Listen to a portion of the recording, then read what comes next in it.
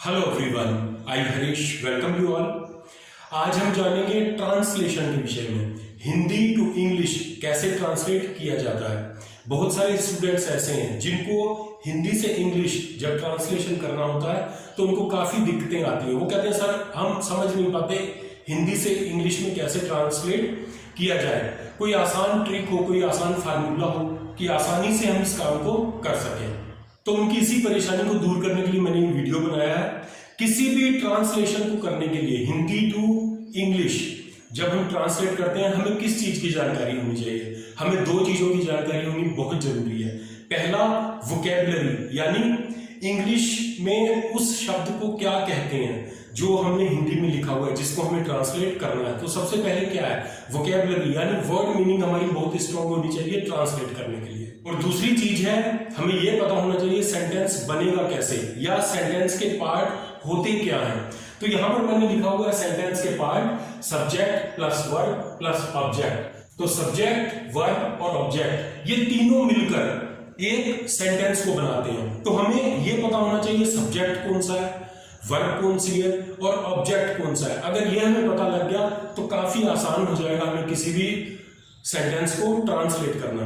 अब सबसे पहले बात करते हैं सब्जेक्ट की। सब्जेक्ट क्या होता है? किसी भी सेंटेंस का सब्जेक्ट वो है जो किसी काम को किसी सेंटेंस में कर रहा है या किसी सेंटेंस में जिसके विषय में बात हो रही है वो हमारा होता है सब्जेक्ट। कई सेंटेंस ऐसे हैं जिसमें कोई एक्शन होता है यानी किसी काम को किया जा रहा होता है, और बहुत सारे सेंटेंस ऐसे होते हैं जिसमें कोई काम नहीं किया जा रहा होता, उसमें खाली सब्जेक्ट की स्थिति यानी जो उसकी स्टेट है उसकी अवस्था को बताया जा रहा होता है। तो सेंटेंस दो तरीके के होते हैं, एक हो गया एक्शन सेंटेंस और एक हो गया नॉन एक्शन सेंटेंस। ये यहां पर थोड़ा सा लिखा हुआ है लेकिन इस थोड़े से हम बहुत सारा ज्ञान लेंगे आज ट्रांसलेशन के विषय में। तो पहले मैंने कहा वोकैबुलरी यानी वर्ड मीनिंग का ज्ञान हमें होना चाहिए। हमें अच्छे से पता होना चाहिए कि हिंदी के इस शब्द को अंग्रेजी में क्या कहते हैं, तो हमारी ट्रांसलेशन बहुत आसान हो जाएगी। और दूसरी चीज है सेंटेंस में सब्जेक्ट, वर्ब और ऑब्जेक्ट का जानना। तो सब्जेक्ट को हमने जान लिया। अब देखते हैं वर्ब। वर्ब क्या होता है? वर्ब वो होती है कि सब्जेक्ट के द्वारा किसी सेंटेंस में क्या काम किया जा रहा है, जो किया जाने वाला काम है सब्जेक्ट के द्वारा उसको हम कहते हैं वर्ब। और तीसरा है ऑब्जेक्ट। ऑब्जेक्ट क्या होता है? सब्जेक्ट और वर्ब के अलावा जो भी बाकी का पार्ट है, जो भी हिस्सा बाकी रह जाता है उसको हम कहते हैं ऑब्जेक्ट। या दूसरे शब्दों में ऐसा कहें कि सब्जेक्ट के द्वारा किए गए काम का जिस पर असर पड़ता है हम उसको कहते हैं ऑब्जेक्ट। तो अब यहां पर सबसे पहले लिखा हुआ है सब्जेक्ट। तो ये जितने भी सेंटेंस लिखे हुए हैं इनमें हम सब्जेक्ट को देखते हैं कि सब्जेक्ट इनमें से कौन सा है, ये हमें पहचानना आना चाहिए। तो यहां पर लिखा हुआ है Ankit is my friend. Ankit is my friend. तो यहां पर सब्जेक्ट है अंकित, क्योंकि अंकित के विषय में बात की जा रही है। मैंने कहा या तो सब्जेक्ट कोई काम कर रहा होगा या उसके विषय में बताया जा रहा होगा। तो यहां पर अंकित के विषय में बताया जा रहा है, यहां पर काम कोई नहीं हो रहा है। अंकित इज माई फ्रेंड, अंकित मेरा दोस्त है। तो इस सेंटेंस का सब्जेक्ट क्या है? अंकित। दूसरा सेंटेंस इसमें माई ब्रदर इज एट होम, यहां पर भी कोई काम नहीं हो रहा है। तो माई ब्रदर इज एट होम, तो यहां पर सब्जेक्ट कौन है? माई ब्रदर, क्योंकि उसके विषय में बात की जा रही है। तीसरे सेंटेंस में Rita and Gita.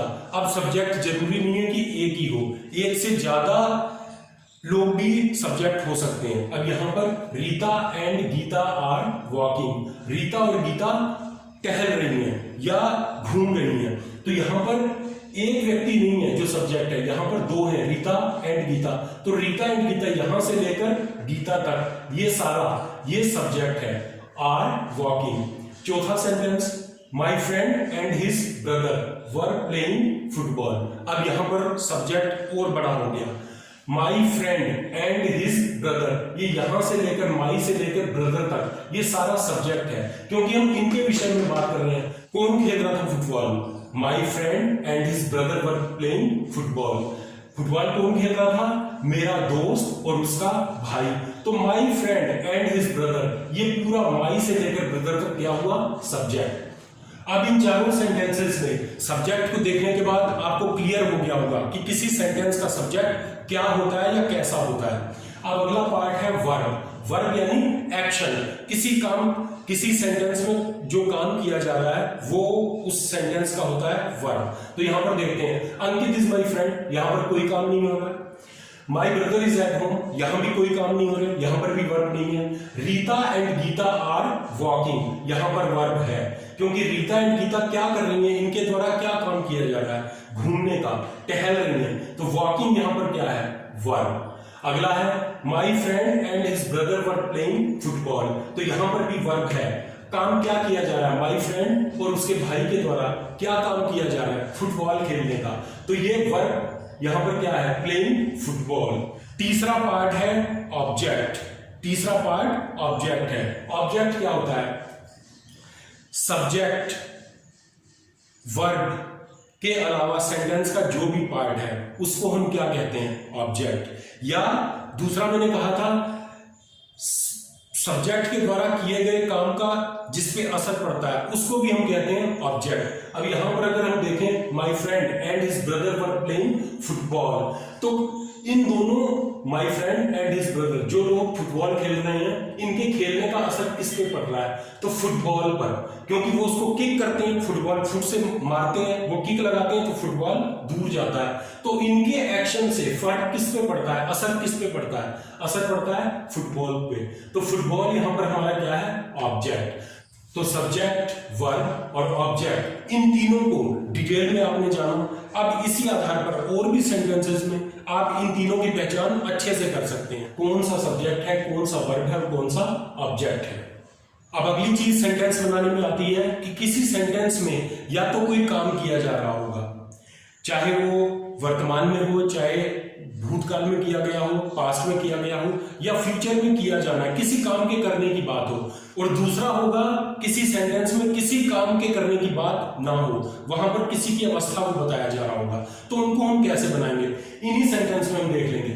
Ankit is my friend, यहां पर अंकित के द्वारा कोई काम नहीं किया जा रहा, यहां पर केवल इसकी अवस्था बताई जा रही है कि अंकित मेरा क्या है, अंकित इज माई फ्रेंड। अंकित यहां पर कोई काम कर रहा है नहीं, केवल उसकी अवस्था की बात हो रही है, वो मुझसे कैसे रिलेटेड है, वो मुझसे कैसे जुड़ा हुआ है, तो अंकित इज माई फ्रेंड। तो ये एक नॉन एक्शन सेंटेंस है, इसमें कोई काम होने की बात नहीं हो रही है। दूसरा है माई ब्रदर इज एट होम, मेरा भाई घर पर है, यहां पर भी मेरे भाई की अवस्था बताई जा रही है, वो कुछ, या इस सेंटेंस में ये नहीं बताया जा रहा कि वो कुछ काम कर रहा है, यहां किसी काम के करने की कोई बात नहीं है, यहां पर केवल उसकी अवस्था है कि वो इस वक्त कहां पर है।